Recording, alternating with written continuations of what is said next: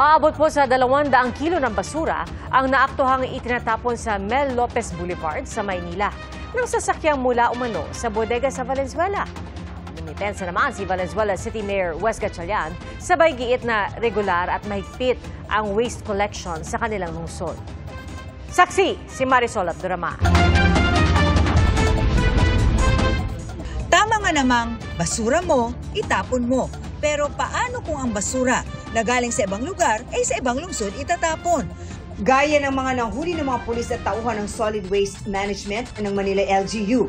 Nasasakyang may kargang nasa 200 kilo ng basang karton at nagtapon ng basura sa Mel Lopez Boulevard.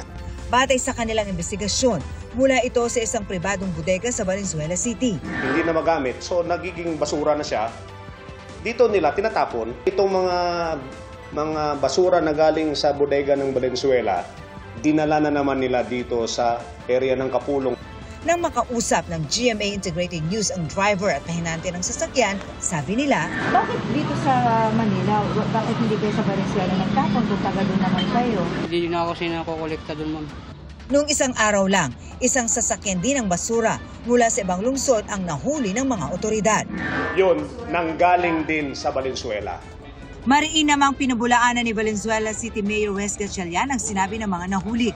Regular at mahigpit daw ang kanilang waste collection sa lungsod. Tinutukan namin ng waste collection. We operate our own transfer station also, no? So alam ko kung may daily report ako kung ilang tons ang nade-deliver sa ating transfer stations. Sila man daw ay may mga nahuli nagtatapon din ng mga basura galing sa ibang lugar. Tingin ko dyan mga kolorum yan na gusto magnegosyo, kumontrata doon sa mga pabrika, pero wala namang tatapunan. So bawal ho yan. Kanina, isang trailer truck naman na galing port ng Maynila ang nahuli ring nagtatapon ng basura sa lugar. May nakaparada po na truck ng basura.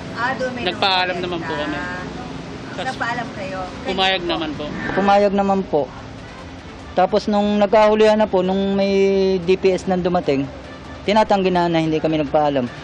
Hinuli ang mga naabutang nagtatapon ng basura at sinampahan ng reklamong paglabag sa Ecological Solid Waste Management Act of 2000. Nakakulong sila sa Station 1 ng Manila Police. Para sa GMA Integrated News, Marisol Abduraman, ang inyong saksi.